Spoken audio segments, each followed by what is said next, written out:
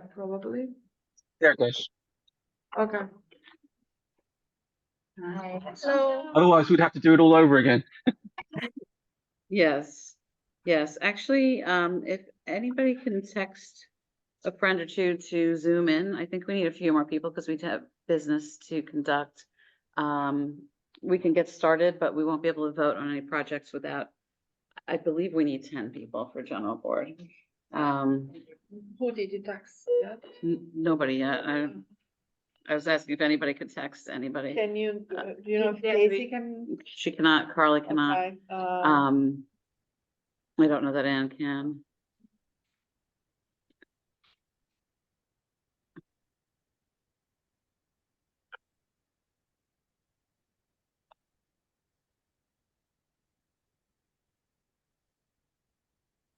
If folks at home know of anybody that can text, that'd be awesome too. I know Carly was. I think she was at work. Had to do something today. Yeah, yeah. We were on a call last night. Yes. I don't know about Casey. We got 1, 2, 3, 4, 5, 6, 8. We need 2 more.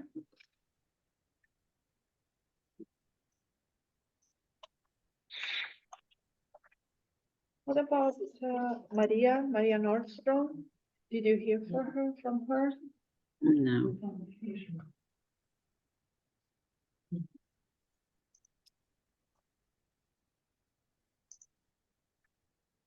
How about Laura? How about Lauren Axelrod?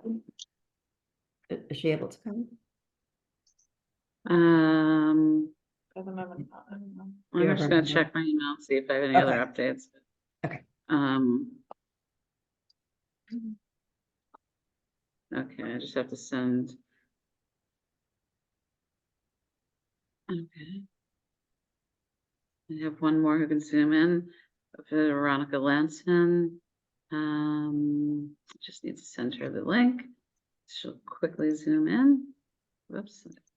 Veronica, Mm-hmm. okay, great. Do Do you want? I just need to send her the link. Do you have anybody else? I tried our Briggs fundraiser person this year. Mhm. She didn't get back. I don't know. Okay. Maria Nordstrom, I don't have her number. Do you have it? I do. Mhm.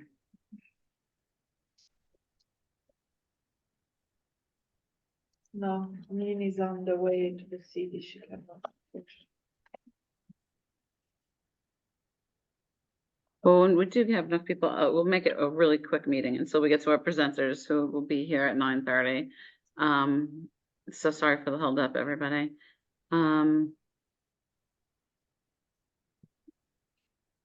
Could a Yeah. teacher who's a member of the PTO join us, or an Any administrator? teacher, yes, if we have any teacher could come in, they are all PTO members. We gave her the library could pop The in, or- library staff, can they? Yeah, they're PTO members. They're not teachers, they're admins. Is there a difference? I think Kara is a teacher who's also a librarian.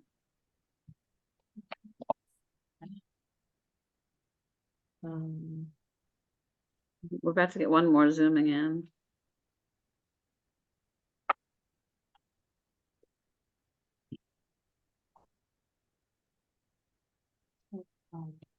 Jen Cross, I think. Okay, thank you.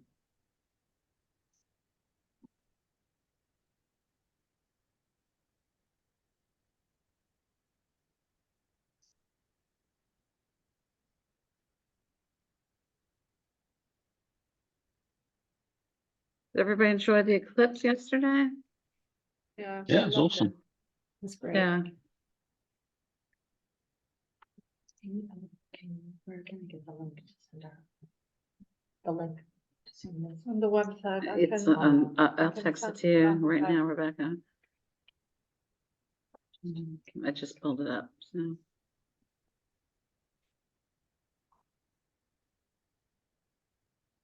Carol's not here today. And that's why they paid. Okay.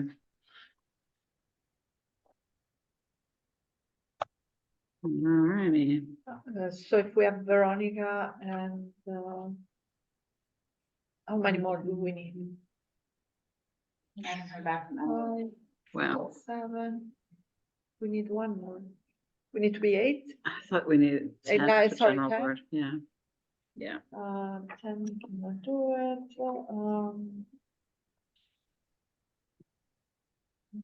Julie, I don't know if she's a PTO parent. So how many do we have now, Jen? it's 9. 7, or 9, we've got, Nine. there's We 10. still need one more? Because 1, 2, 3, 4, 5, 6, 7. Veronica 8. Jen 9. Mhm, We need 1. we need one more. Sorry, no. Do you have Maria Nordstrom now? I'm gonna text her, it's one by one.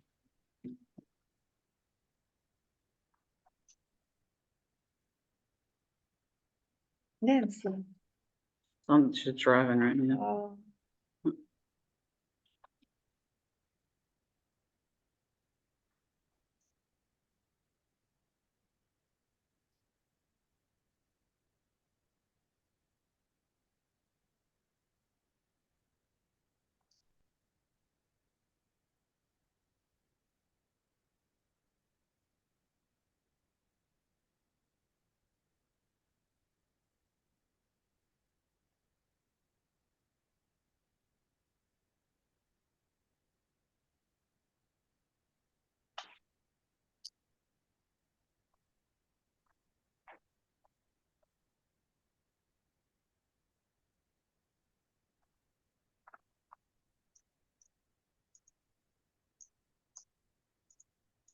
I'm texting everybody I know. Yeah, I'm going through my.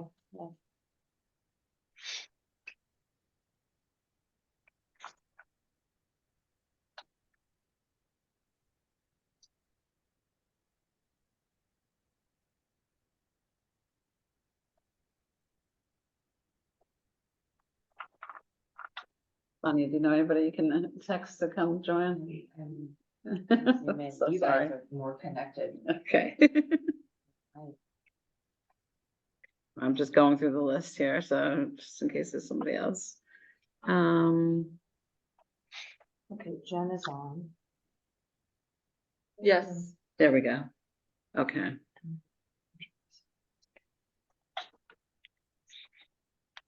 Veronica's coming. Just need 1 minute.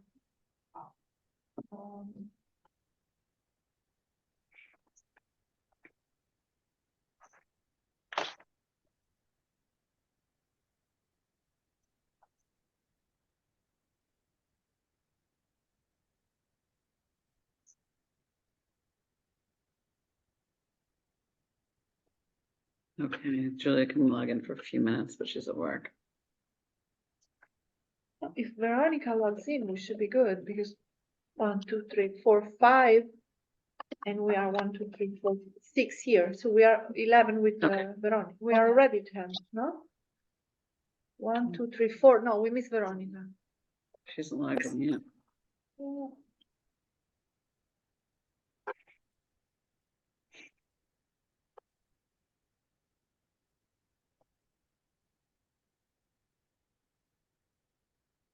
Okay, so as soon as Veronica's on, we should be good.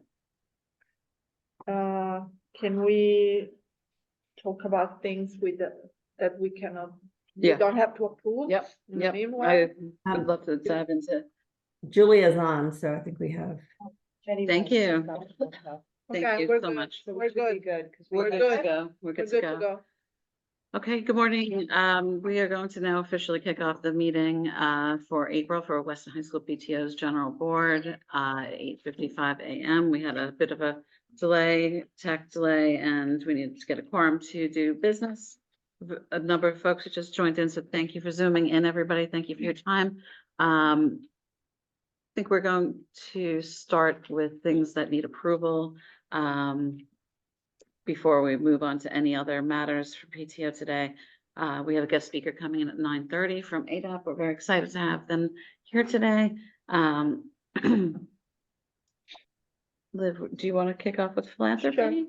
Okay. Okay, so we have 4 philanthropy requests to approve. They have already been vetted and approved at the exec meeting. So we are today seeking approval from the general board. The first one is coming from Michael Aikenhead. I cannot say his name. So he's asking $1,200 to fund the origination of the pollinator garden at Weston High School. The money will be used to purchase soil and mulch. The project is handed by the students of the Sustainable Solution class.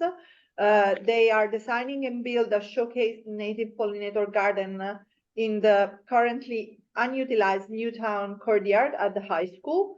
The total budget for the project is higher, is $8,000, but students in the class were able to successfully work with Sustainable Connecticut, who have offered to provide a fundraising matching grant. So the class has already raised more than $4,000, and Sustainable Connecticut will match the additional $4,000.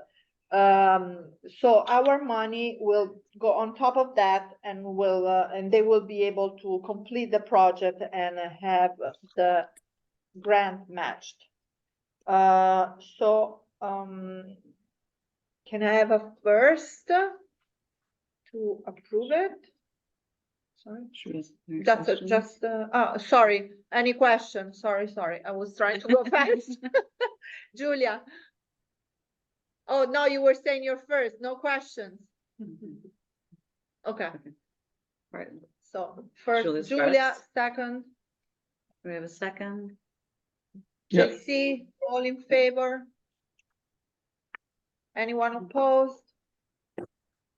Okay, the request has been approved. So, PTO president, can you please sign? Okay, I'll leave. Second request is coming from Miss Royal. She's asking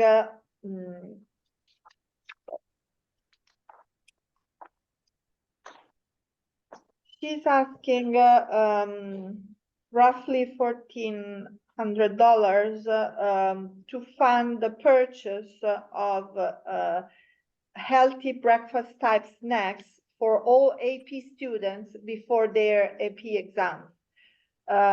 Some teachers are already providing these snacks to the students, paying by themselves, because they see students are often very stressed on the day their exam, and it was a little gesture and tangible way to support them and to celebrate their hard work.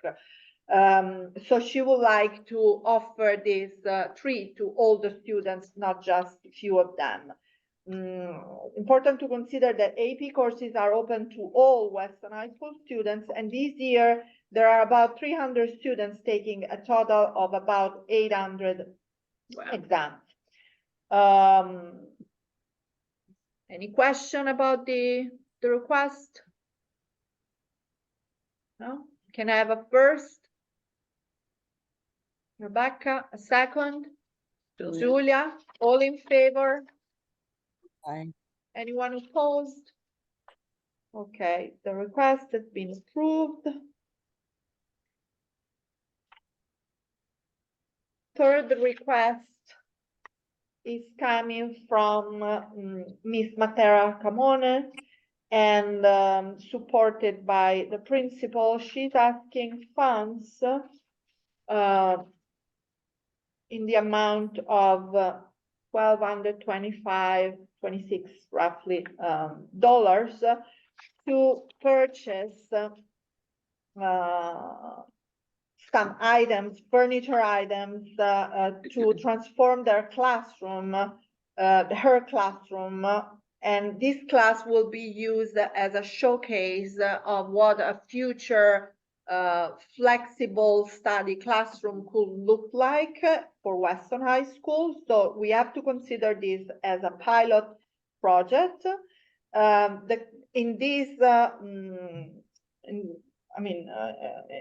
with this view, the classroom will be made available also to other teachers. They could book the class and have an experience with their students, how it works, this flexible furniture and environment. So she's planning to purchase tall tables, flexible seating, stools, and other small items to essentially improve the way the students can collaborate and move and work in the classroom space. So again, we said $1,225, so it's a minimum amount to transform the classroom. That was her total request. Yes, that's And that's about. for one particular? or- That's one classroom that will be used as showcase. That's Oh, I her see. Spanish classroom, but other teachers can go there, can book the space and try the how it works. And if the project, I mean, if it's successful, the idea is for the school to slowly transform. Sorry? Have schools been doing this before, like in other No. schools? I It's mean, just her idea. I know that there is a lot of talking about Mhm. how the space is influencing the learning, and I know the superintendent and the middle school principal for sure. I don't know about Megan. They attended a workshop that was talking about specifically about that. So it's something that they want to do in the future. It's a project that they want to start, but they want to pilot and see how it works. Sorry, my next question, you, again, $1,225 was our request. Yes, Should we, 0.52. okay, 52 cents. Should we propose to round that up if, a little bit, in Like- case there's any, 1,500 or 1,300. somewhere around there, 1,500, just in case, Yeah. there are variables that were not accounted Sure. for when Sure. the initial request was put in. Does anybody have any other questions I can propose? At number? our- Christine, at the exec meeting, I think we said up to 1,500 Thank you. as a I proposal. appreciate that Oh, you're there. sorry. Okay, So so it's 1,500. Yeah. Any question? No? Can I have a first? Rebecca, second? Mona. Mona, all in favor? Anyone opposed? Okay, so the request has passed. Sorry for this time, I realized last minute. Okay, last request is coming from the principal Conetta. She's asking for $1,195 to buy items to provide reception event set up for the school to include tablecloth, candles, generic counterpieces, and they will be using these items. Of course, it will be used by students, staff, and families, and to accommodate the needs of different events like graduation, performances, Award ceremonies. banquets, award ceremonies, the PTO events, and they're planning to buy stuff on Amazon. They will be responsible of keeping, maintaining, storing, cleaning the items. So what they're asking from us is only to fund the project, but they will take care of that, and the PTO will be also allowed to use these small items for any events that we need to run in the school. Any question? Can I have a first? JC. JC, can I have a second? Jen, thank you. All in favor? Anyone opposed? So request has been approved. Thank you.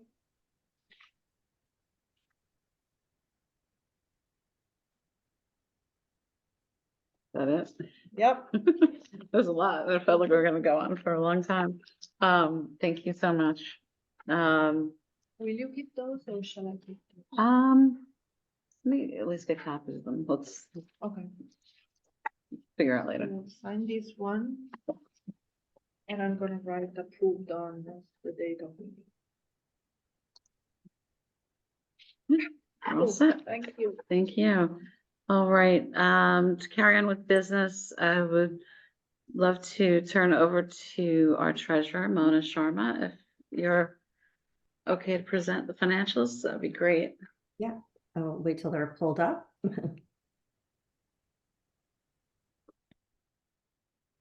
Great, thank you, Megan.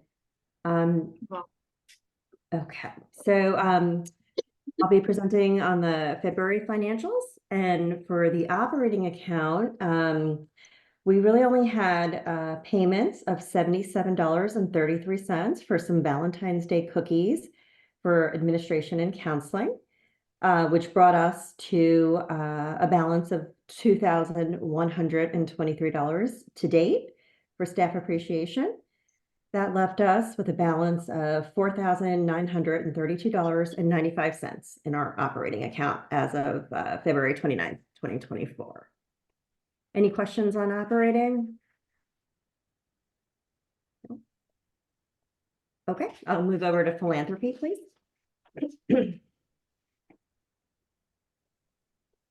For the month of February in philanthropy, we received $1,068 for our SAT course.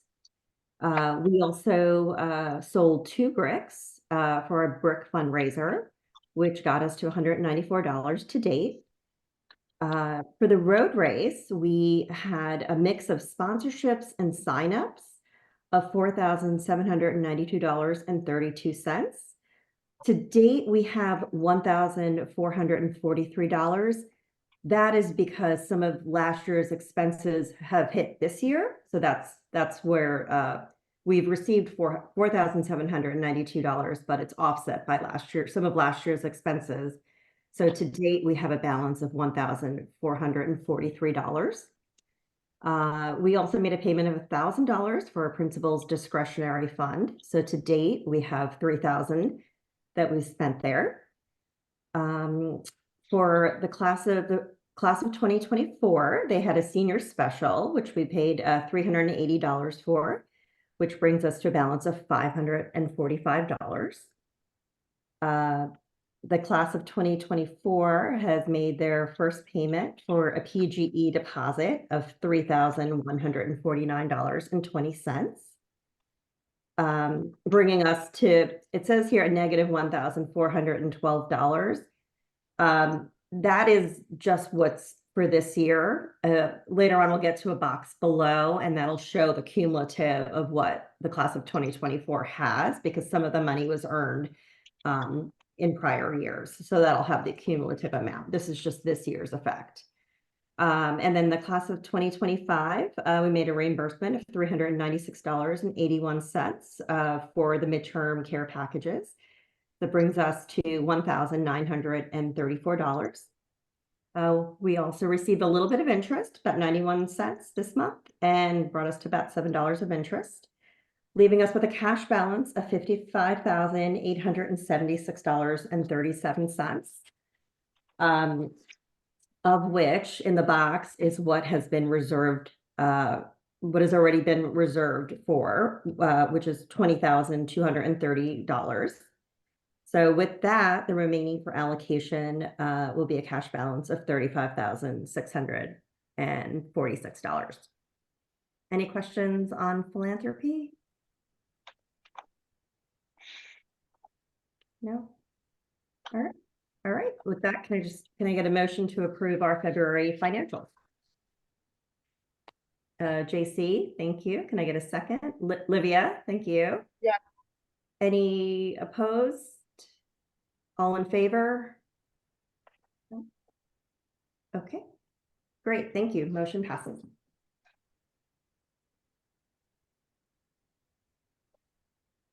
Okay.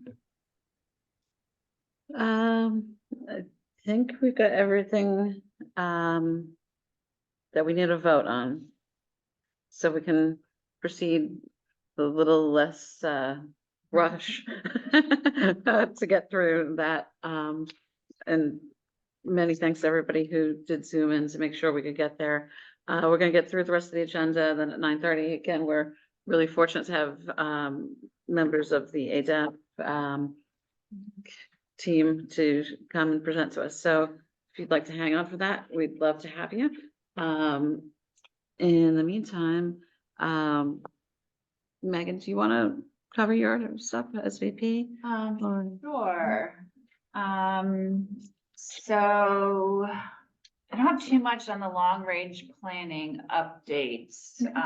Still working through some of the action items that we talked about back in March. For the upcoming speakers, typically we end the year with Principal Canetta coming back in and kind of giving a wrap up of what we did and so that'll, depending on when we have our meeting, I know we have a little bit of a hiccup regarding the May meeting. Yeah. So whenever that work flows out, we'll solidify that speaker. And then I'm just working on the end of the year luncheon. I took everybody's suggestion and I went to Barcelona the other day. It was fun. So I'm in talks with them to potentially work out something at their Fairfield location. Nice.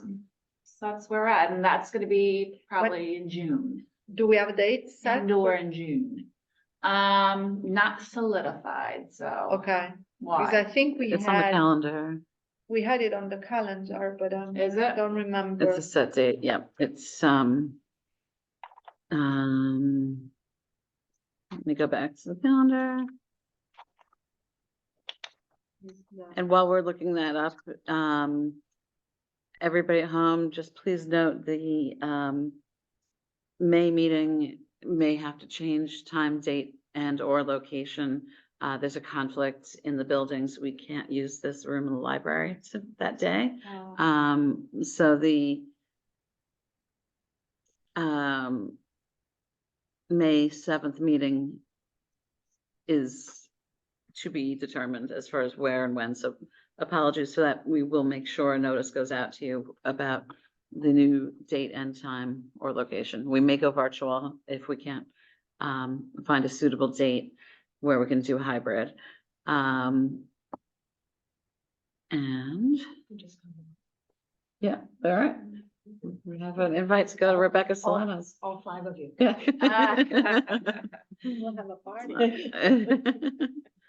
Yeah, if you could just shoot me that date whenever you see it. Yeah. I didn't catch that. I don't know, I remember that. Yeah, I saw it it's somewhere. here on PTO meetings. It's Tuesday, June the 4th, the combined board luncheon location and time to be announced. Sorry, June, what? June 4th. June 4th. Fourth. Well, because that's the day when we have to have the thing framed.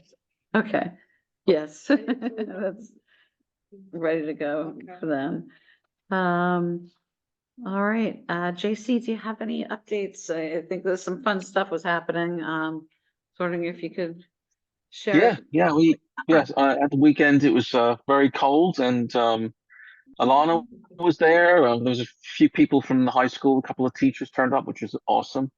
And the 2 kids and one of the teachers jumped into the Long Island Sound to raise $3,000 for Special Olympics.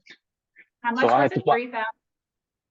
Yeah, it was $3,000, and they came in third, and the other teams were huge. Like Fairfield University had like 20 kids, and then the number 1 team had, I don't know, 15 people. So it was, yeah, they did great for only, a few kids doing it. So yeah, they raised some money for Special Olympics, and they were on News 12, and that was fun to watch. So I think that, we're looking at the last meeting to try and they're going to come in and maybe put in a request for some stuff for next year for those kids in the special needs class. They've been working on Circle of Friends is later today, so that's still going very strong. 2 more meetings to go for those guys. And then we are just winding down Unified Sports, so they're still going. They got wiffle ball today, and then I think they're going to be playing baseball coming up in the next couple of weeks. But I think that's it for the moment. Mhm. Thanks so much, JC. Oh, It's sorry. Yeah, super there's a parents meeting. There's a parents meeting in 2 days' time on this Thursday, April 11th, and that's going to be at the library at 9 a.m. And it's parents across the district. So all 4 schools. Yep, all 4 schools. Yeah, and we all get together and talk about issues and what we talk to because we all meet with the district. All the leads meet with the district once a month. So I met with Tracy Edwards a couple weeks ago and share Awesome. concerns. Yep. Alrighty. Well, thank you again, JC. Thanks. We're gonna move on to class parent reps.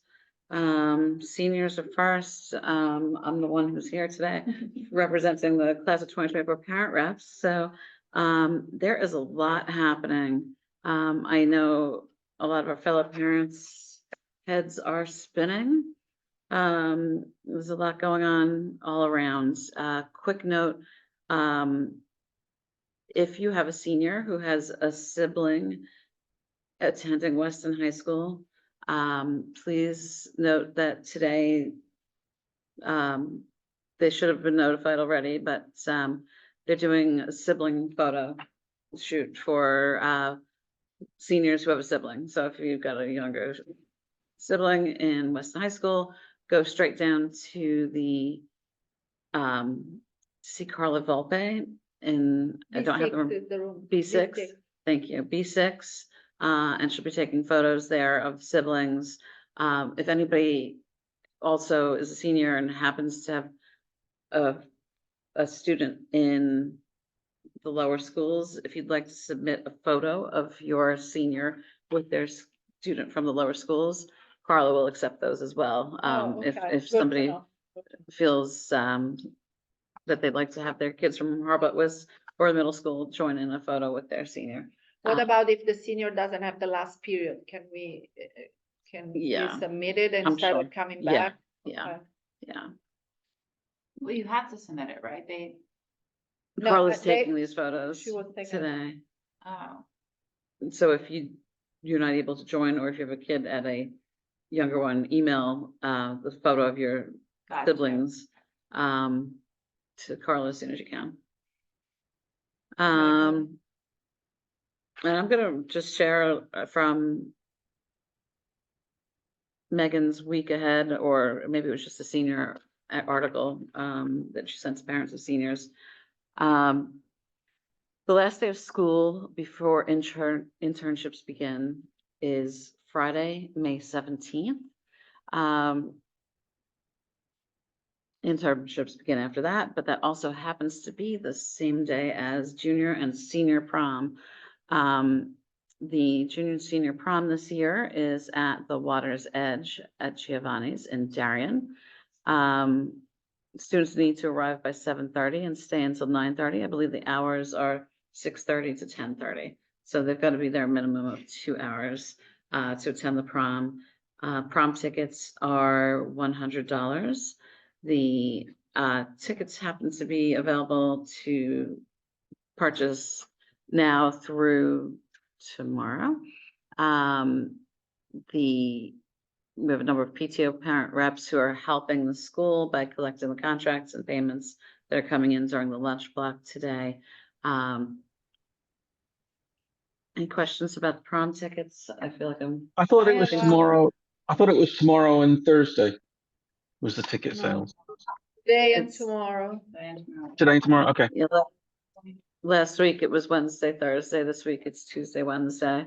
Gotcha.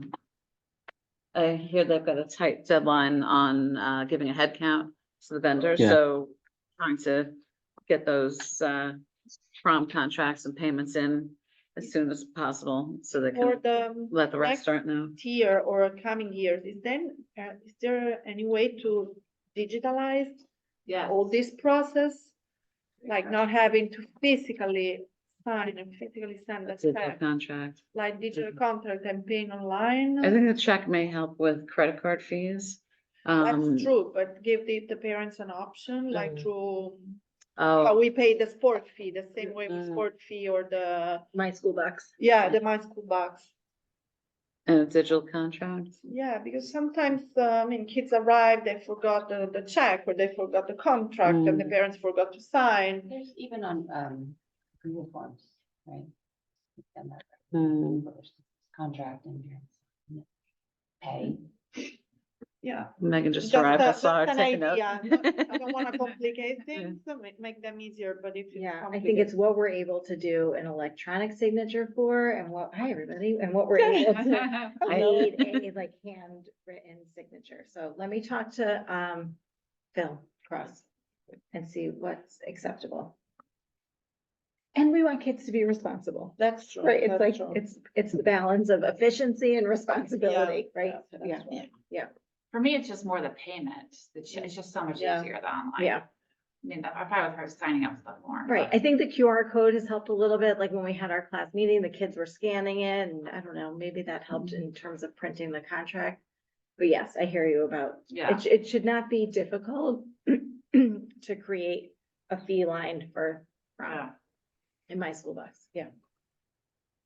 Just One running thing through I this. would say, sorry, is when you did the QR code, which was great, but when you went in the email, I had to then print out the QR code and go on my phone because you can't open up the QR code on your phone without having a link. You needed a link there. So next time, Thanks, just a little it's link in there as well.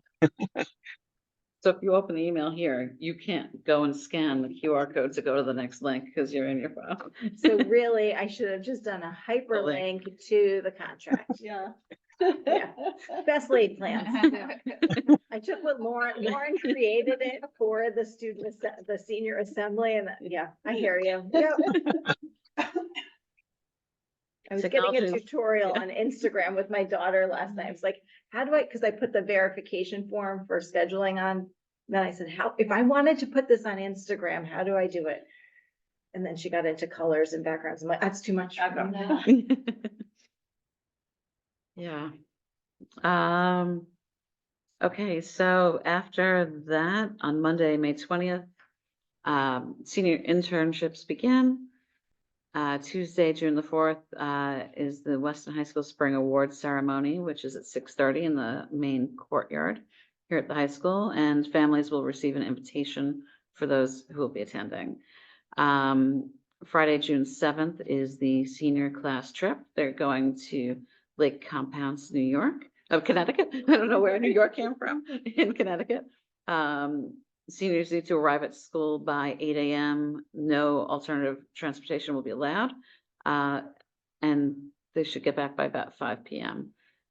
And then Wednesday, June the 12th, the day before graduation, there's a mandatory rehearsal from 10 a.m. to 12 noon in the new gym, followed by a senior banquet from 12 to 2:30 on the Weston High School lower field, only for seniors.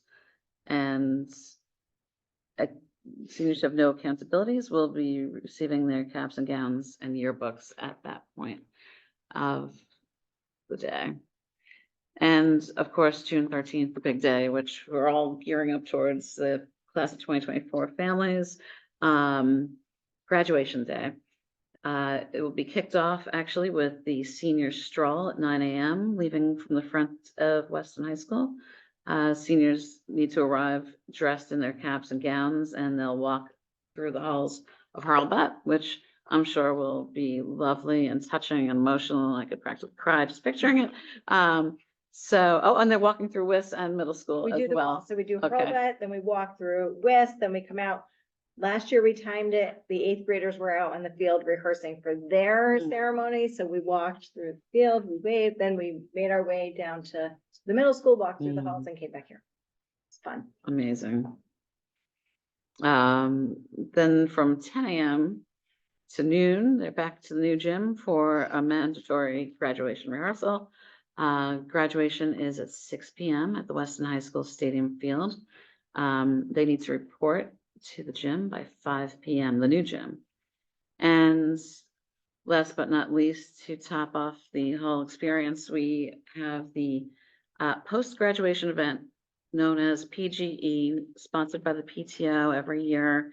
We put on a safe and fun event kicking off from right after graduation. They'll check in. There'll be buses waiting to take the students to a number of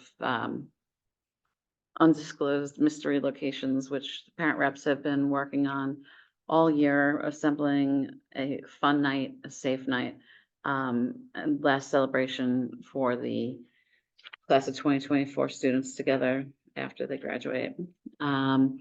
Just wanted to say a big thanks to a few folks who have donated a few extra funds to the class of 2024 parent PTO account, which is going to help offset the costs of PGE and any other senior specials going on between now and then. I think Olivia had a Two question. questions. Yes. Usually how long the graduation ceremony lasts? I think last year it was an hour and 20 minutes, Guys, maybe less. and they leave immediately after, so that they They- don't go they home and probably- change or no. No, they won't go home. Sorry, when you said leave, they will, based on the timing, need to stay, change, do a handoff will of do it whatever to here. their parent. Yes. Okay, so if we wanna have a change of clothes, they have to bring it here and do it Yes. here, okay.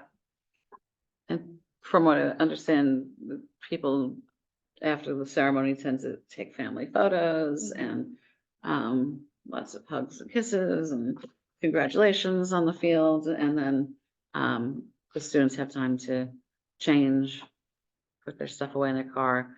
There'll be information coming out to parents and students soon about all the regulations, but kids can't bring beverages or anything other than their immediate personal effects on the trip. Anything that they forget to put away in the car must be checked, and we put it under the bus, in the bus hold, and it's returned to them upon return back to Weston High School. Any other questions about PGE or senior events? All right, And in Get the your- morning after, what time do they come back? between 6:15 and 6:30, and parents will need to come get them. We don't want folks, Oh, Blurry they eyed. cannot go back by themselves, right, okay. that's the plan. We can't drive, I mean, they've been up all night, but. We'll announce we'll review all the Details, yeah. details and confirm when the whole tickets and contracts are ready to go out. And I think that's about it for seniors. Megan, do you have Do you any? wanna just jump to our presenters? It's 9:30 and then we can. Yeah. Oh, thank you. Yeah. Good point. Hello, good morning. Morning. We're going to Morning. hand over to, Is there some place you want me to? I think- sit? Why don't you sit down here for us? Sorry. Okay. It's like a 360 camera, so it's. Yeah, but the farther away. No. Yeah, I mean. Audio.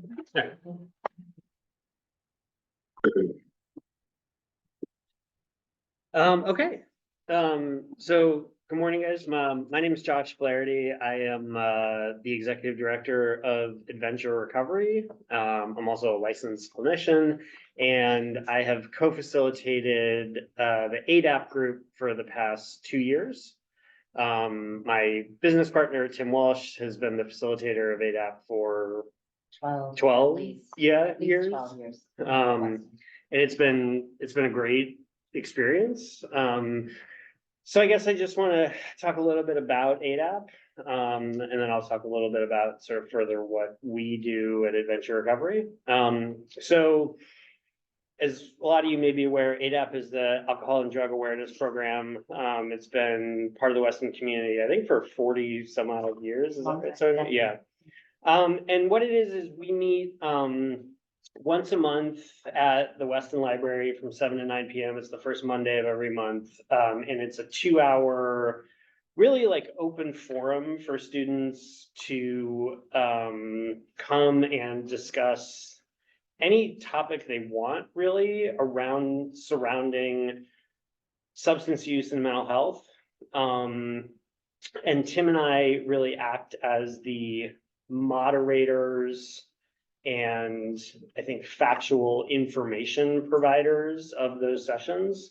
Attendance can range anywhere, we've had groups, this year I'd say we're averaging around 12 to 15, but sometimes we get groups as big as like 30 or 40, it really fluctuates month to month.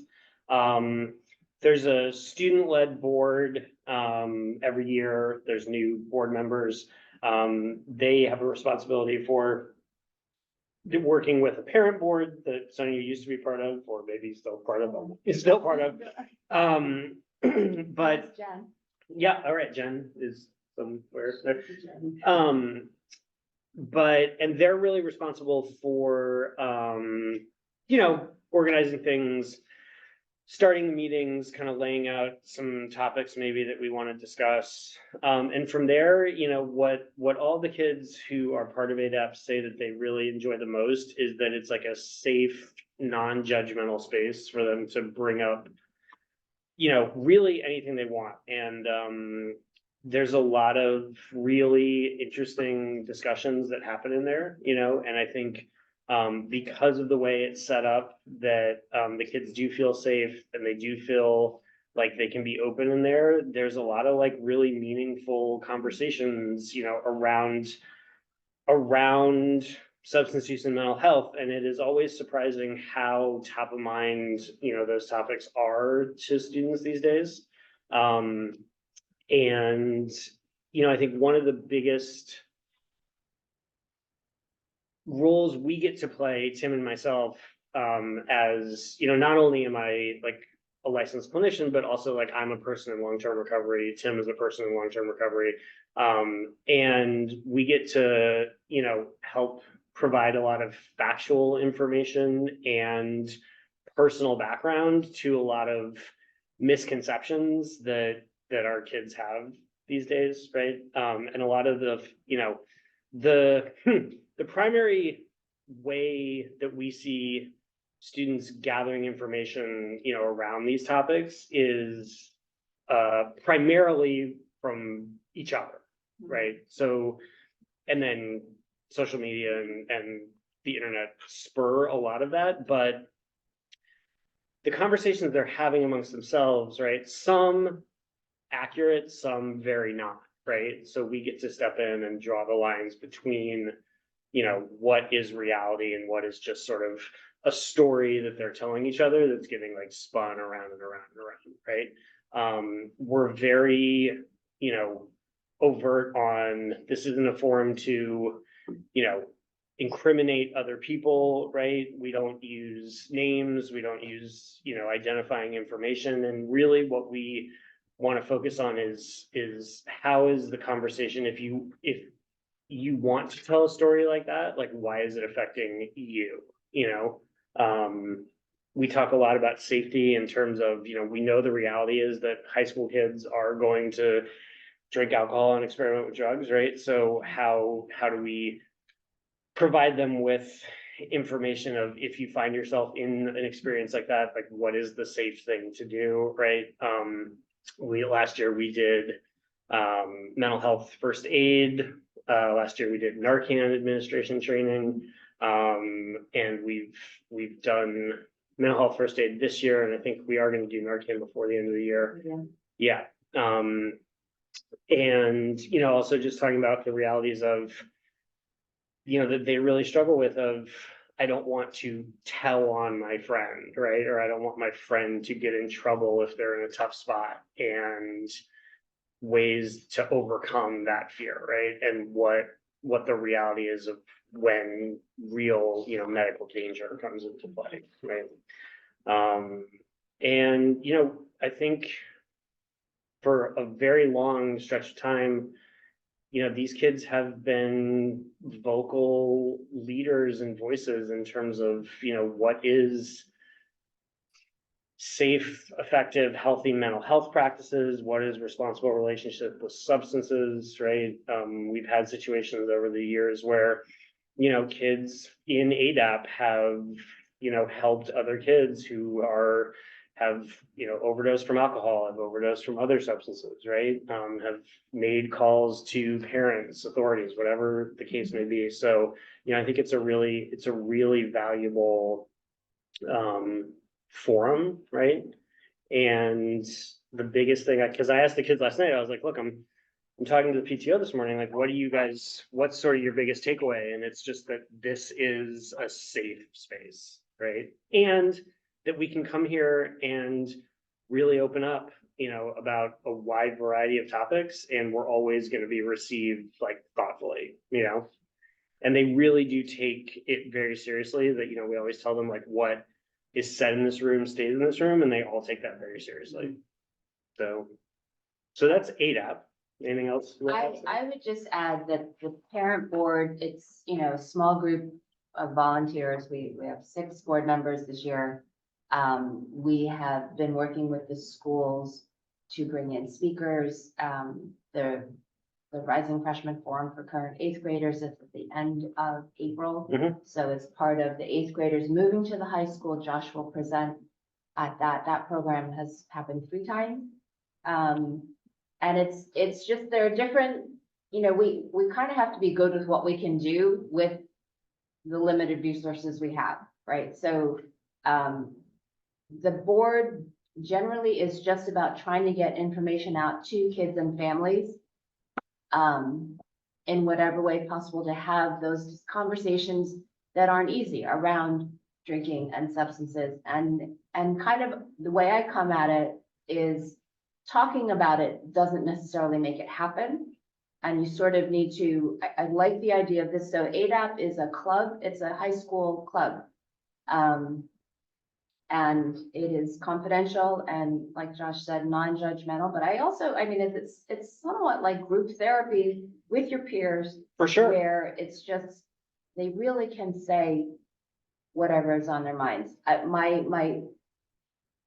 wish the messaging reached more students. Like when you talk about Narcan training, just talking with parents who have kids going to school. Apparently this is a thing now where the kids are going to school with Narcan, not necessarily for themselves, but in the event that someone overdoses, that they have it and they know how to use it. And that's a frightening thing to think about, but it's kind of reality. You kind of have to, so it's just sort of dealing with things in healthier ways. And I think encouraging the kids to think about how they're going to find ways to manage whatever they're dealing with, right? Am I gonna vape something, or am I gonna go for a walk? Am I going to do this? So choices. You're in charge of what you do to chill or relax or deal with this. So it's really just talking about that. Yeah, that's a really good point. And from a psychoeducation standpoint, like we spend a lot of time talking about just the brain chemistry behind substance use, right? And what can turn into substance use disorder. And really, that the chemicals in their brain that they're activating when they choose to take a drink or smoke marijuana or whatever it may be, and how there are so many other ways, healthier ways, to access that chemistry in your brain. Now that's kind of crossing over into like what we do at Adventure Recovery. But right, that those quote unquote positive feelings that they think they're getting from substances, you can find in a lot of healthier ways, right? And that oftentimes they don't realize that, alcohol is a depressant, marijuana is a depressant, right? It feels like it's a sense of relief, but in fact, it's aggravating that underlying, issue. And also just, like hard factual realities of, we are at a point in time where something close to 50% of adolescents in this country, qualify for a mental health diagnosis, right? And alcohol use and, other substance use amongst adolescents is at the highest levels we've seen. So, I mean, it's like this problem is not getting better. And we don't come in with like scare tactics. That's not effective. And, just say no is not effective, right? It's more about like just educating them, like educating them about the reality so that they can be conscious decision makers, conscious consumers, conscious advocates, conscious friends to each other. Where do they get the Narcan?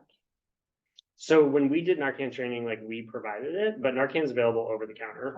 Like you can go to the pharmacy and get You don't need Narcan. like a train, like a. No. Needs to be in Working set on a age. training with Weston, Human Services to have a training for, well, I believe it's 18 plus.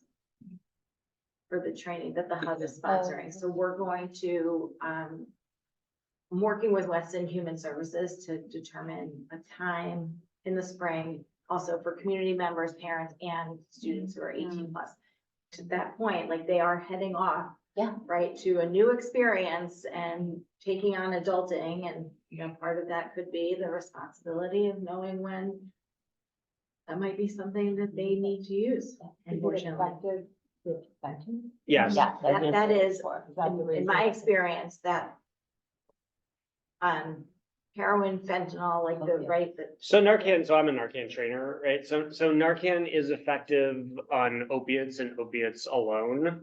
It's basically what happens is like you have opiate receptors in your brain that the opiate binds to, right? Narcan comes along and like knocks the opiate off the receptor.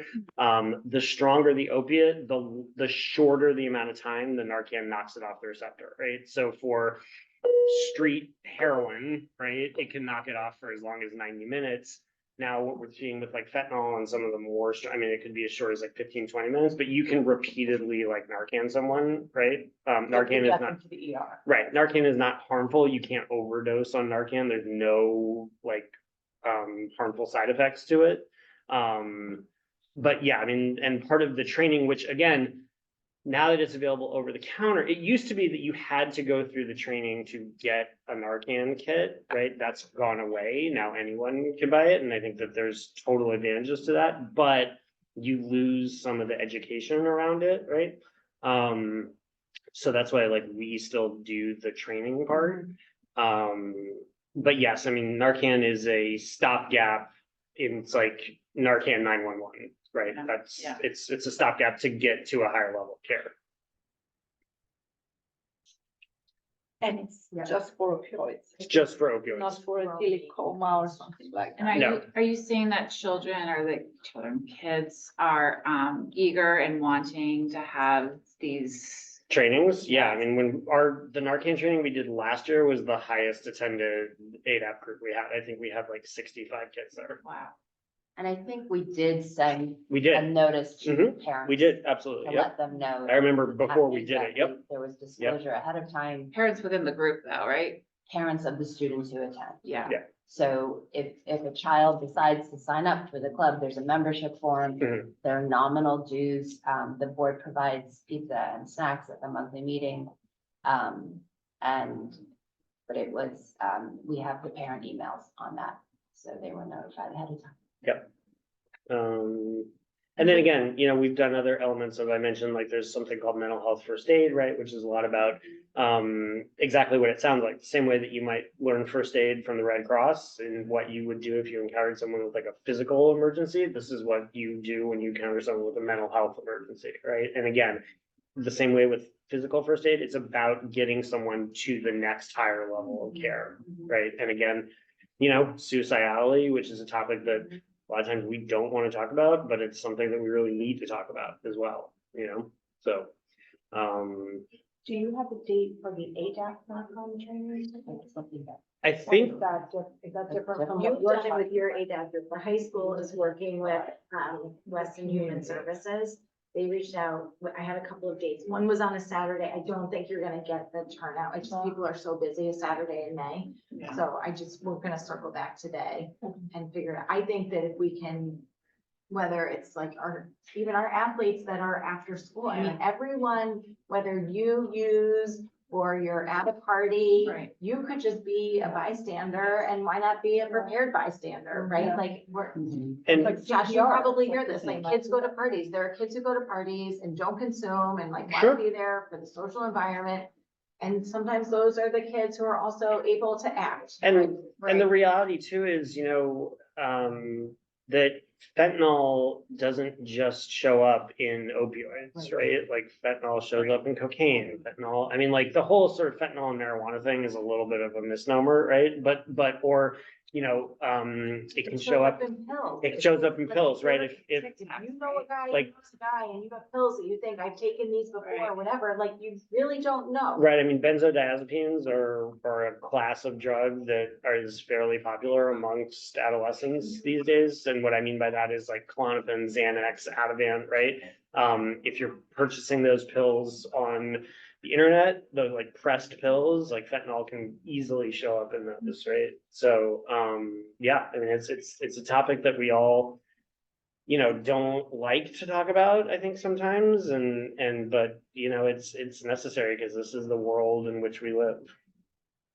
And like the first tier is education, right? Yeah. Like, don't purchase pills on the internet, Totally, right? right. And the reality is adolescents will purchase stuff from the internet, right?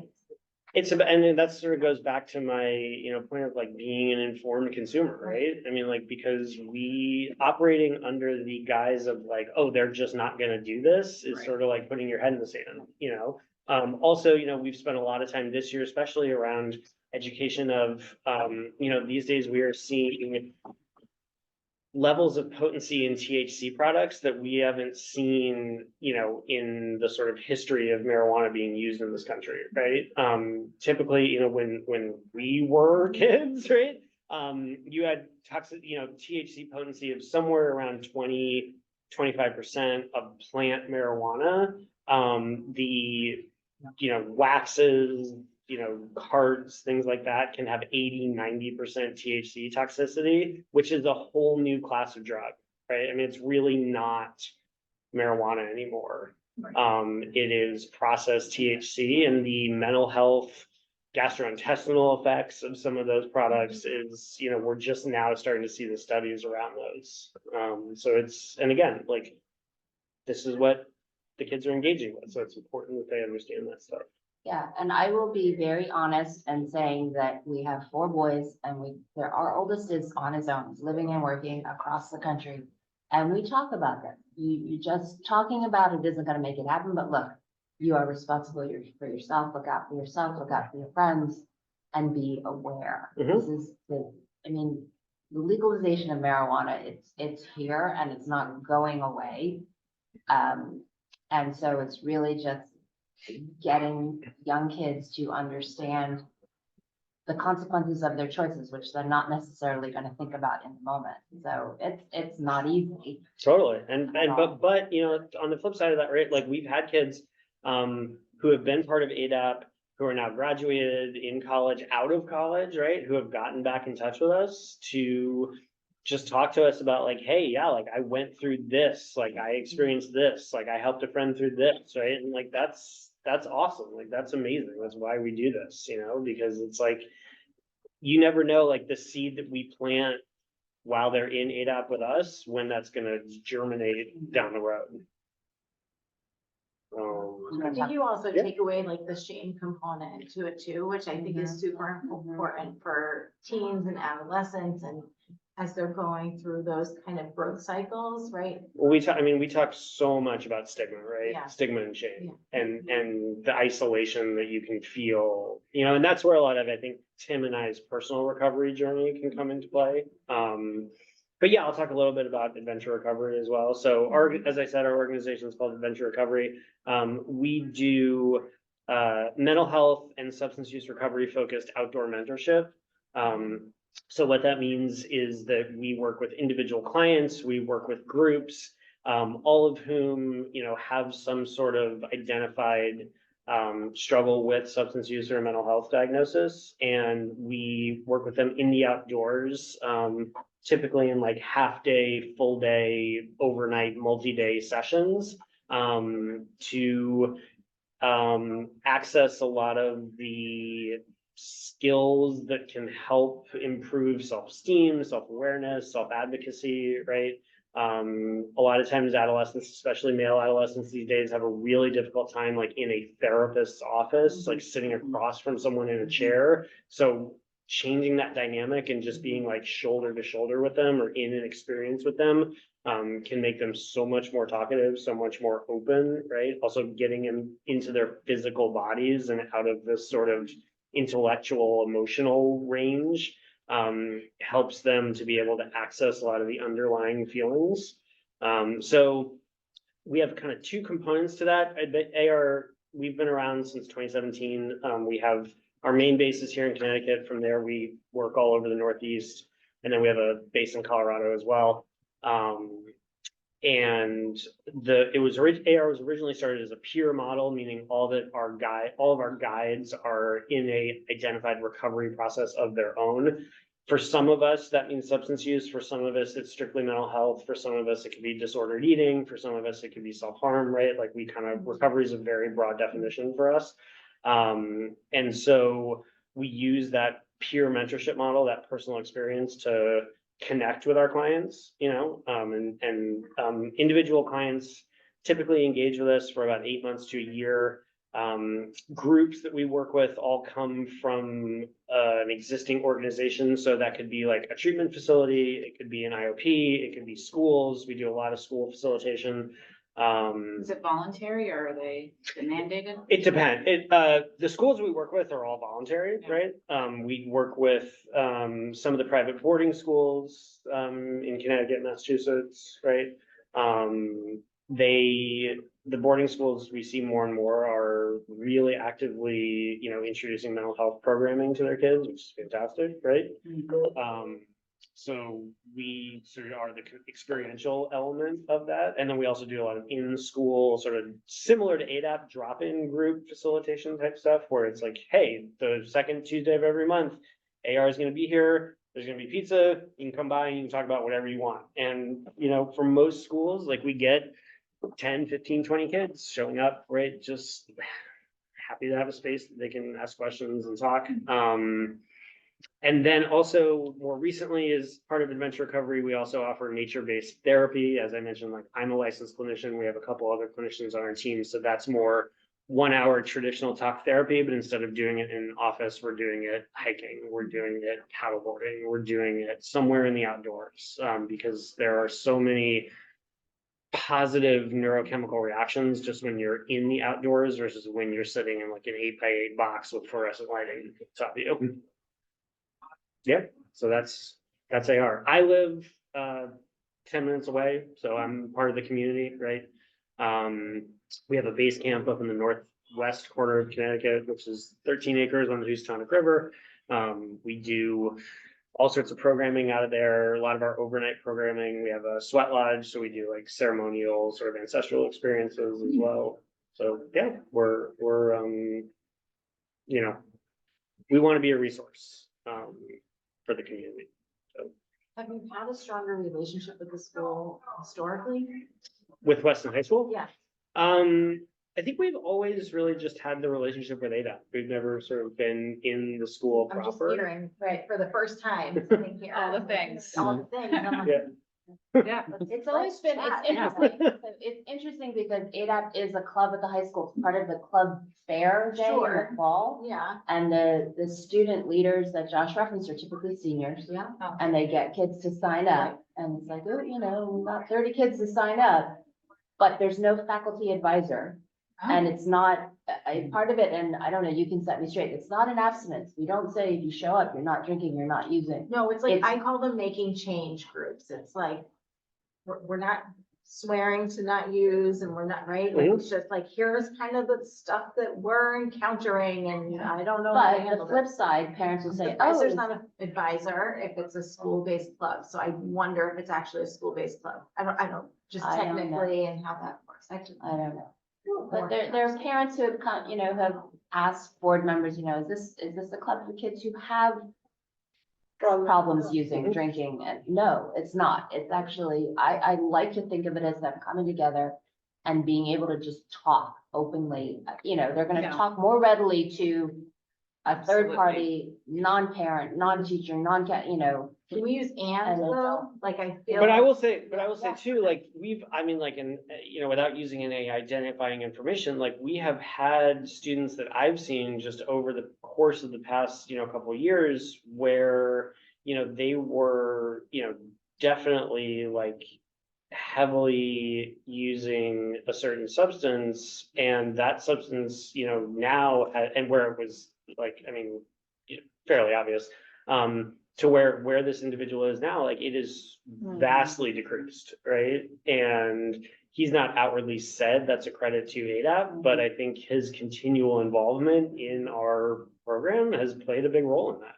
you know. Well, I think it's about expectations too. I think just from my short experience here, you know, if we talk about ADAP and it's like, well, you know, kids in ADAP will use, I'm like, well, whoever said that they weren't, right? So I think it's also like being really clear about, we're talking about kids, we're talking about teens, like, yes, and like, that's where always it's like, are kids in the group, like, using or misusing or however we want to frame it?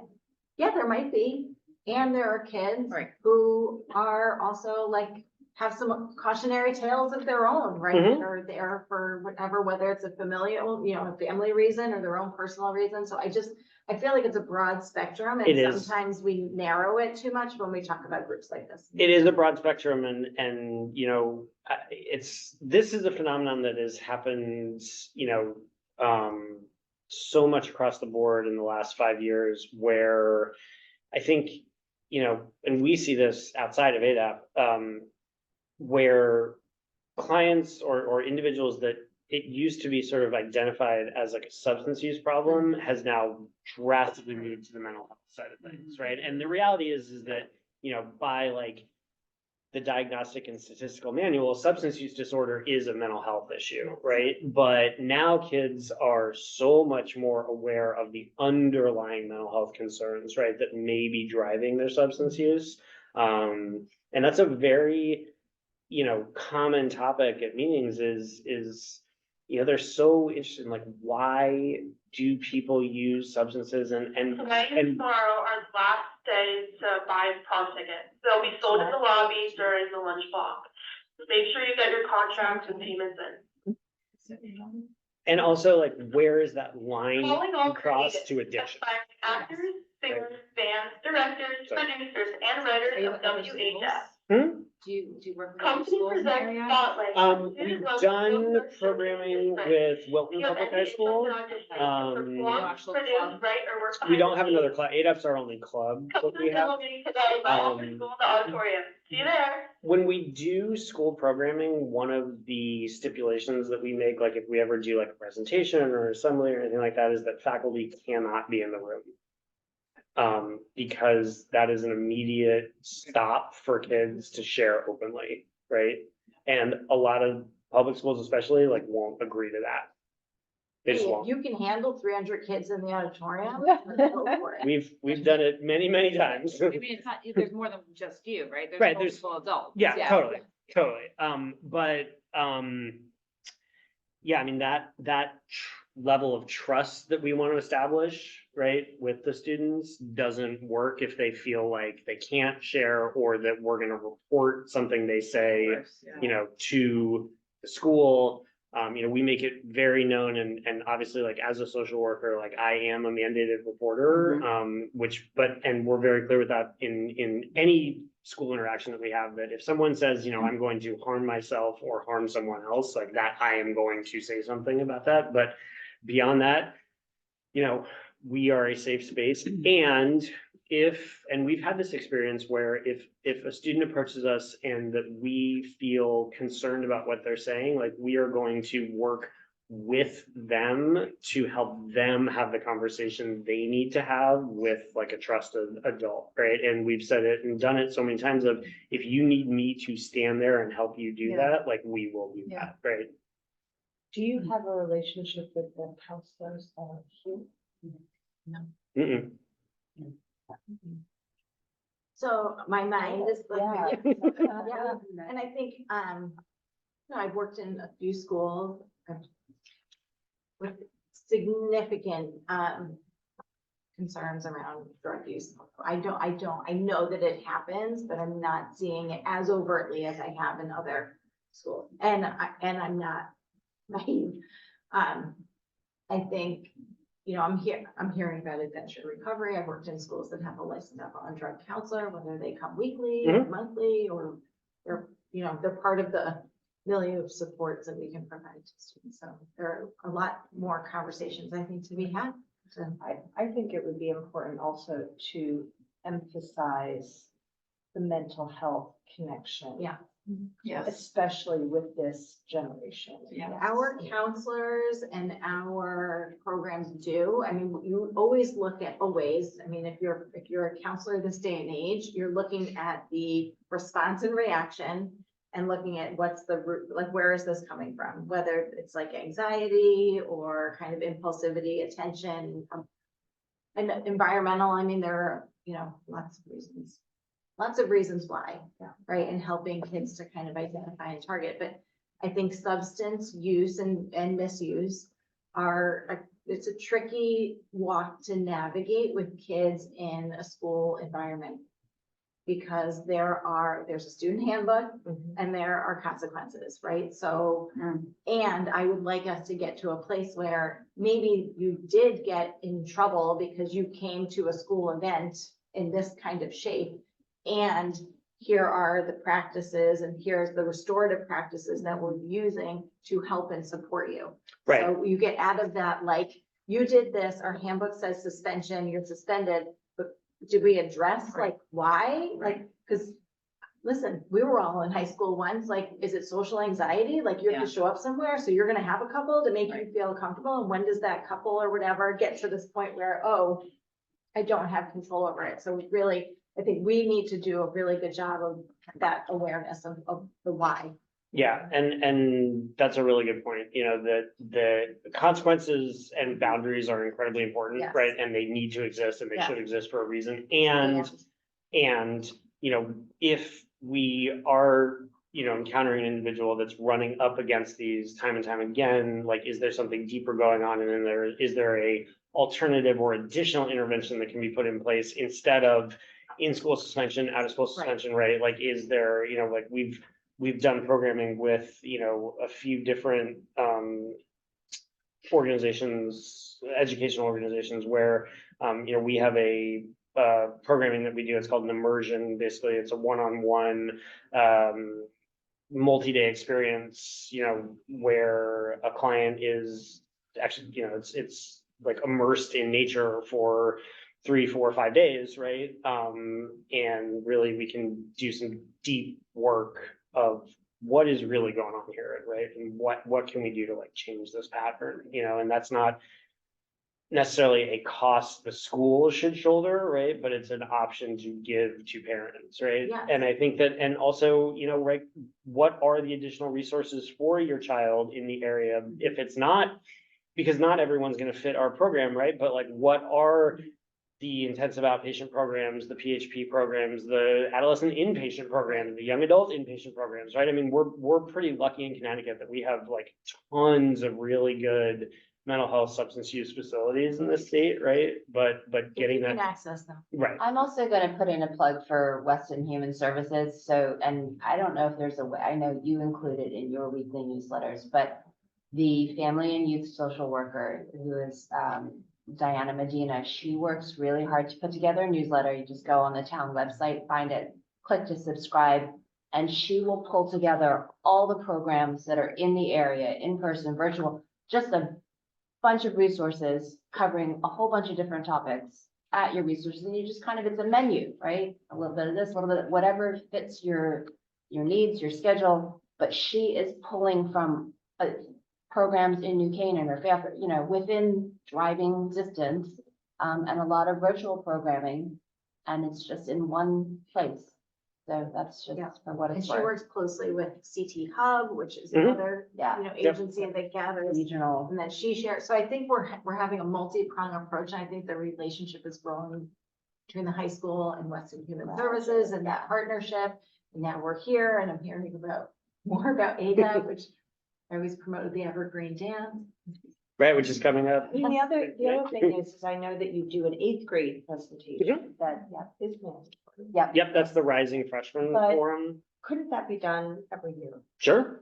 And couldn't it be mandatory every year? Because I think it's very fresh for the 8th graders. Yeah. I've sat through it. Yeah. There's a lot of giggling, there's a lot of talking, there's, they're hearing things for the first And time. that's how we have to remember, that's how middle Yeah, schoolers Exactly, react. no, They're it's they're not really appropriate. It's an laughing. appropriate Right. reaction, Right. but then they get into high school. Yeah. And just the transition from June to September Yeah. is Massive. huge. Yeah, Yeah. I think we And- really want to work on we've had a conversation yesterday about our PACT advisory program.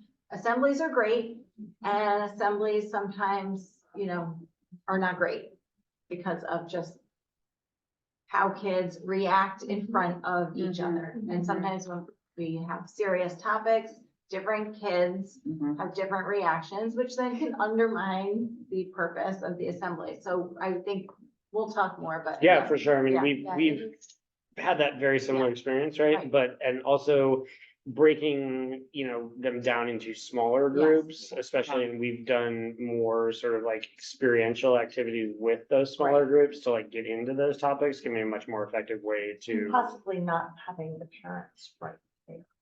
Right, I mean, that's Yeah. part of the Rising Freshman. The Rising Freshman Forum is really like, it's just like a, hey, like, Right. this is who we are, this is kind of like what you may encounter, right? I mean, I know last year, Dr. Andrew Gerber was there from Silver Hill, and he's fantastic, right? And does an excellent job, but for 98% of the kids sitting there, it's like, Yeah. right? It's going right over their head, Yeah, Oh. so that's the piece too, but it's, and it has been every year, but COVID got in the way. So this year's junior, and I say this time and again, this year's junior and senior class didn't have this presentation as 8th graders. Because we stopped for 2 years, so it's relatively new, but now I think it's kind of, the template is there, and it's just sort of tweaking it as for each successive year, but I think administration's on board, and we get, it's for what it's worth.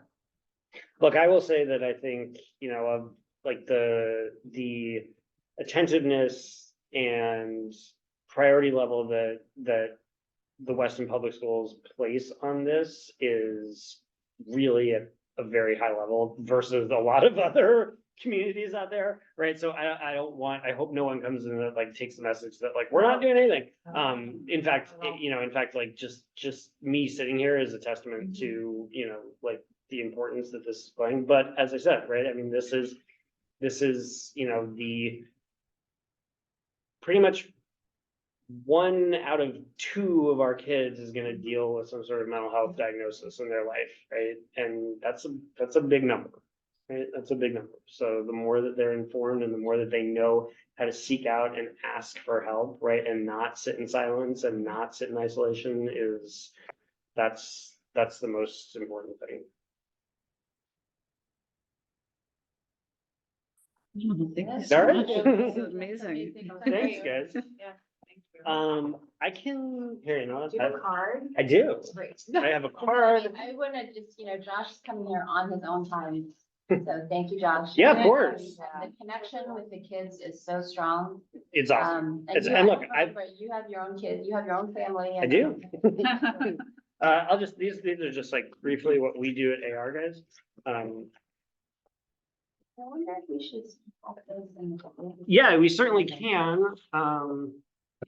We have 182 families, so anything you want to give us to put in the folders. All right, I will you bring you, know, I only have a few with me right Yeah. now, but I'll You can drop off. bring some more. Yeah, for sure. So yeah, please, email me and Yeah. would love to set up a time to Yeah. talk. But yes, to your point, like the connection with the kids is amazing. I mean, like I've heard that. I still look forward to like we had it last night and like, I mean, do I normally like working from 7 to 9 at night Right. after a full day of work? Right. No, but like Right. ADAP is one of those things where I'm like, Oh, cool. it's great. It's great. So Thanks, John. thank Thank you. you so much. Thank you so much. Yeah. I think we should try to get all these to the families more. I mean, I don't know if it was before, because of COVID, but I remember I came to Weston 5 years ago, Okay. and I remember listening about ADAP, and then, of course, everything went silent. And I don't know if the families have lost connection a little bit with the program, with the importance of it, or if they just don't want. Part of don't it know. is that, Olivia, too, is kind of community readiness and willingness to And hear. student willingness, like the Yeah. kids that show up are passionate about Yeah. it, right? So I'll be protective of that student group for a minute, like, you don't want 75 kids showing Right. up because, hey, this is the thing and this would look good, and I'm not saying that's right, but it's like, Yeah. to preserve kind of the emotional and like community connection kids have to that group. It's like so like intrinsic, like there's such intrinsic motivation in that group. I think where, actually coincidentally shared in my week ahead this past week, right? Because at the NBC News, I don't know if anyone saw that news segment, a mom, kid, right? Kids think that weed is safe, right? Like, oh, it's even better than drinking, right? You hear that It's a lot. less harmful than Yeah. drinking. Yeah, I'm using their. It's not as language. bad, because it's not gonna make you feel bad the next Yeah, you don't day. get a hangover or whatever. It's not gonna affect you when you have a game. Yeah. Yeah, Mhm. well, The athletes, that's a separate conversation. yeah, so, I don't know, and it's, as Josh said, as that news clip showed, and as we've known, that it's super potent. It is not the, weed of yesteryear. Part of it too, and I'm sorry I didn't say this one, Josh, but I think, parents, you have them until they leave. And we're at the tail end, so I'm kind of looking in the rearview mirror, and not to say I wish I would have done things differently, but to parents of middle schoolers, because you've got to have the conversation in middle school. We decided years ago, like this Rising Freshman Forum on purpose is for the 8th graders, so that when they come to high school, they've already had a little bit more informational exposure to this before they start going to the parties and things. This last survey that was done was in 2000, when was it? 21. It's been some time. Yeah. But it showed there was an increase in 7th and 8th graders experimenting with alcohol and marijuana. And So I it's wasn't- nationwide. Yes. My thinking wasn't to, to expose the parents of what the group is doing, is to give more resources to parents. Like, how can I talk with my kids about Yeah. these things? What should I say? What's the best way? Because it's easy to say, oh, you don't have to drink, you don't have to do this. But that doesn't work, because they will do it anyway. What's the best way I to think, yeah. pass the right message that resonates with Yeah. them in the right way? Josh's approach and the approach of people who specialize, right, in that field, it's the conversations and the education, right? Like really trusting kids with the factual information, right? So you can see a vape, it's everywhere. It is. Right? It is. My own children, 8th and 10th grade, are experiencing it and having to make choices and decisions. And there's also the social pressure. If I don't do this, am I gonna get invited, right? So I'm gonna get invited, and what does that mean when I get invited? And what are the kind of the tricks of the trade when you do get invited, so that you can be there but not be participating in something that you don't feel comfortable participating? And the information and education is really important. And, we're gonna have the social host laws card in the folders. I'm gonna say this, and I see it in my own community. You cannot host underage kids in your house drinking Oh my God. and consuming illegal substances, period. And we know it happens. And I'm saying that without judgment. This is like a plea.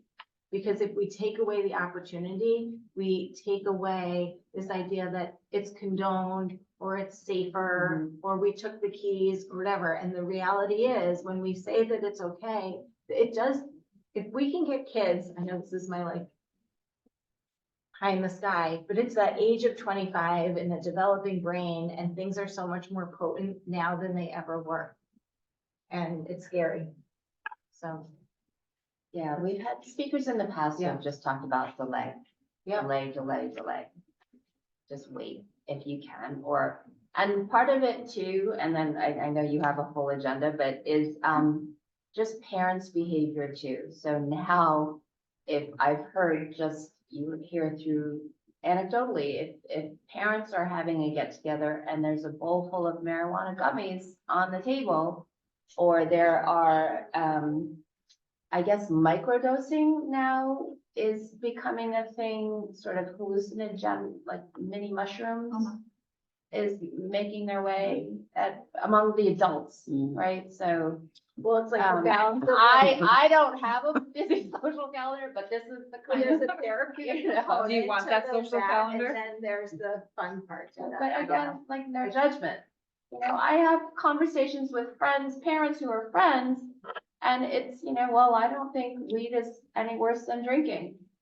And, you know. The facts are, it can be, and Yeah, it can be pretty dire. Yeah. And so, Yeah.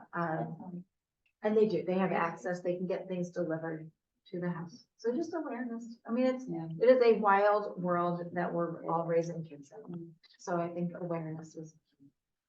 Now that everybody's blood has run cold. I'm very also hopeful, right? Because I do see how incredibly responsible kids are and how responsive they are to the education. Right? I think that that's what we have to kind of lead with, is that when we trust kids with information, when we give them the framework to make good decisions, the vast majority of kids make really good decisions. And their teenage brain also makes them make bad decisions. Right. Right? And so then how do we support and destigmatize those mistakes too?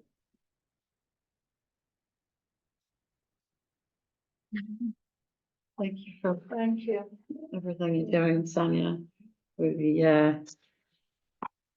feel like we're segueing from a really deep topic. It's not easy. Yeah, It's also yeah. about positive reinforcement. Okay, being clear. These are your family's expectations. And their brains are impulsive, right? I told this story, I'm gonna probably butcher it now, but is this being recorded? Probably. Thomas Jefferson, when he opens, now I'm not gonna remember the school. Shoot. Anyway, this is like back in the 1800s. Right, trust all these kids, they come and they throw a party, they totally destroy the place. He's like 81 years old or whatever, and he has to have this disciplinary panel. He's so upset, he's crying, I can't believe you destroyed this school. And it's like, kids have been like this for centuries. Right.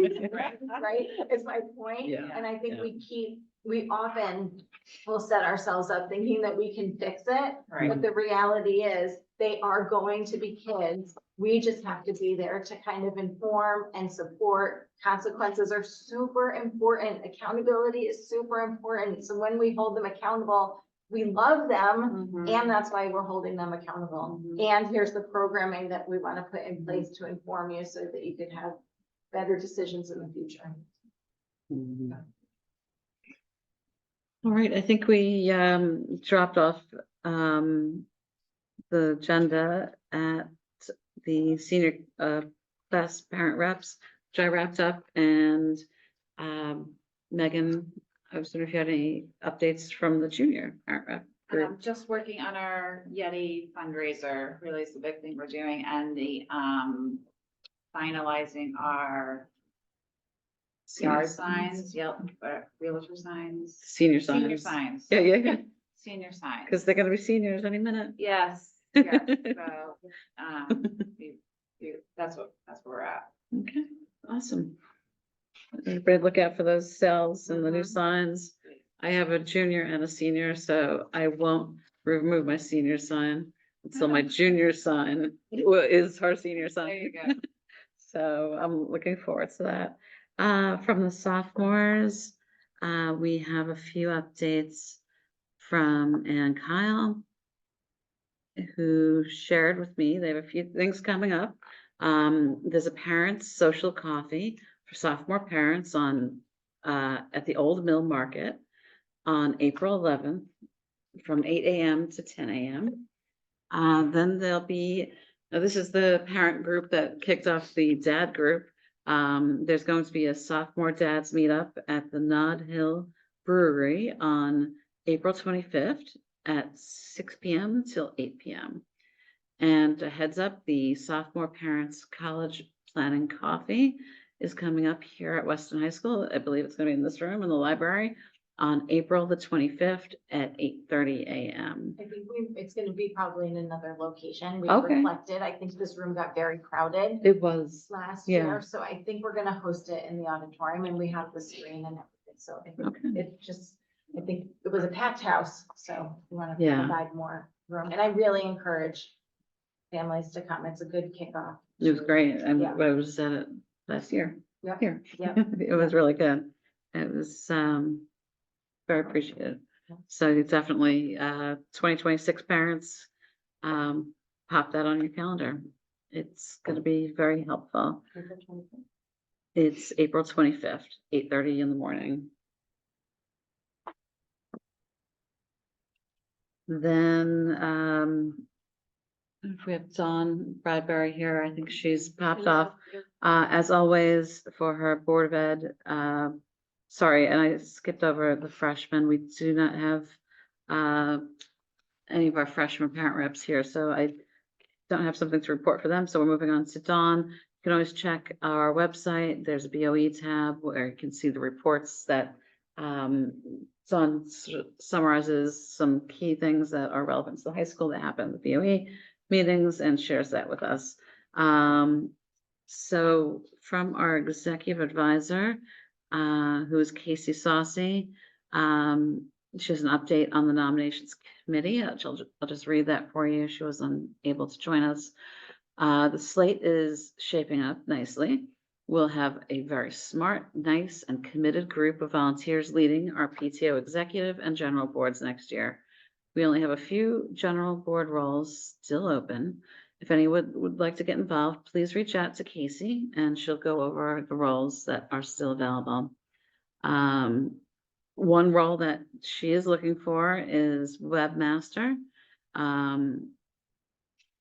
The role, basically you're working behind the scenes, keeping our high school PTO webpage up to date with what's happening as the year goes along. It's a great way to help out and be involved on your own time. The slate will be presented to the executive board on the 26th of April. Then we'll post the slate on our website and present to the general board at the meeting for presentation approval then in the next month, which would be Christine, a May. quick update, Yes. because we met, I wasn't able to attend, but they met yesterday night. So it's webmaster membership that is, we're still looking for, Mhm. Rick's and co-chair for the 5K. Okay, So a few more, but we are in good shape with the That's exec board. great. Alrighty, thank you for that. Liv is one of the committee members on the nominations committee.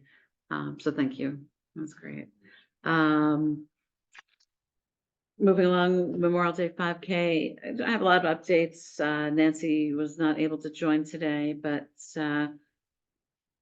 Weston5K.com has everything you need, from how to register, how to be a family sponsor, how to be a business sponsor, how to volunteer. There's links to all of them. I know they could use a few more volunteers to flesh out the whole race day. They need folks to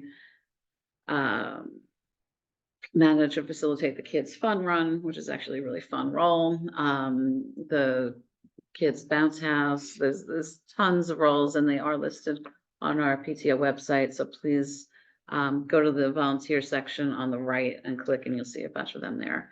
It's going to be fun. It's going to be great. Last year was an absolutely amazing day at the race. If you haven't done a Weston 5K or walked it, run it, or just been a participant, a viewer, come down. It's a really special morning. It's one of those special Weston experiences. Weston5K.com will get you everything you need to know. Then we have an update from our student government liaison, JS Sharma, who's not able to join us today. She's got a double block of bio.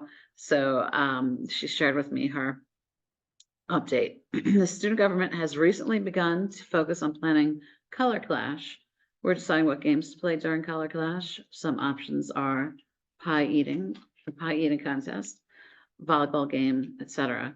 We're also deciding how to manage the Color Clash point system.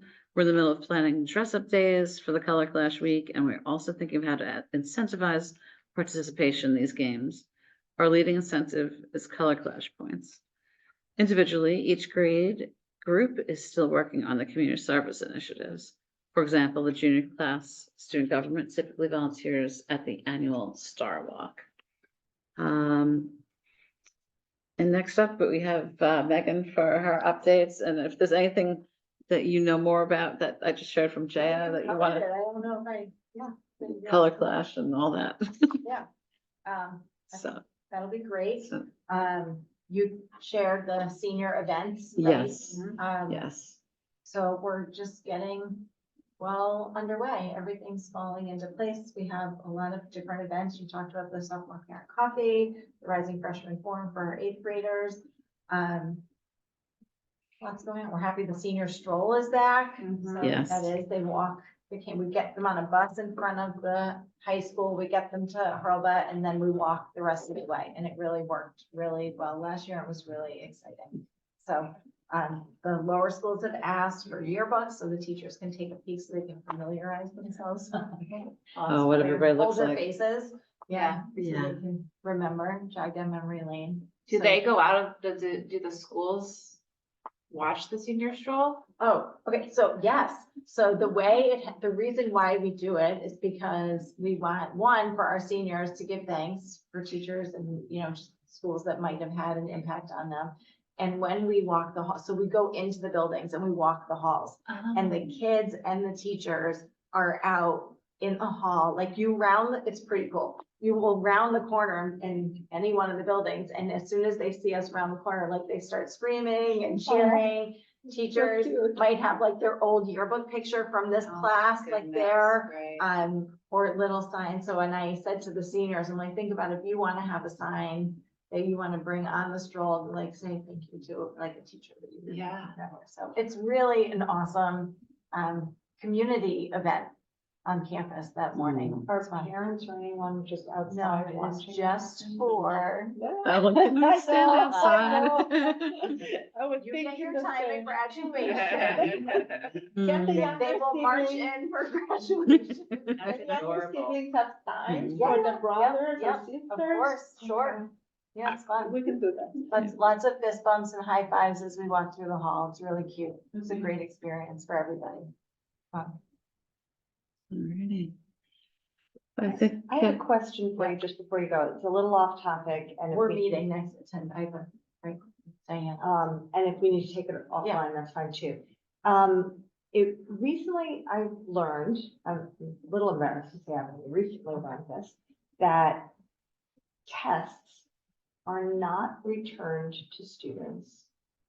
If they want to go over tests, they must make an appointment with the teacher, go over it with the teacher, but then it remains with the teacher. Depending on the course and the class, sometimes, yes. Okay.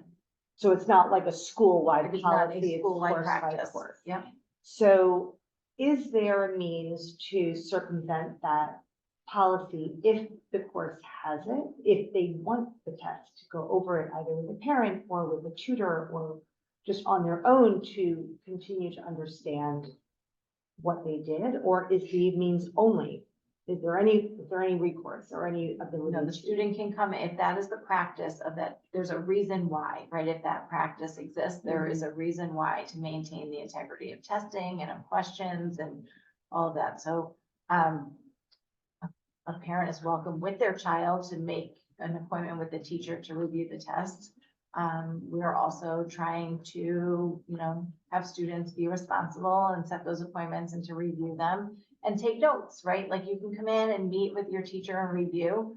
I'll give, like, for example, in a math class, right? You might go over a problem on the test. You can be taking notes on the problem, like the knowledge and skills needed to solve the problem, right? Without maybe copying down the problem. But, yeah, that's all in an effort to maintain the integrity of the test and future tests. So meaning that if they were gonna keep the test, another student's gonna look at it and Yeah. cheat. 100%, yeah. So was that always something, it wasn't the way I went to school. I was I think with surprised to the- hear that that was the Yes. policy here. And again, it is not a policy. Oh, well, Yeah, I just, because Yeah. there's a big difference between a classroom practice, a school practice, school-wide practice, a school-wide policy, a district policy, all that.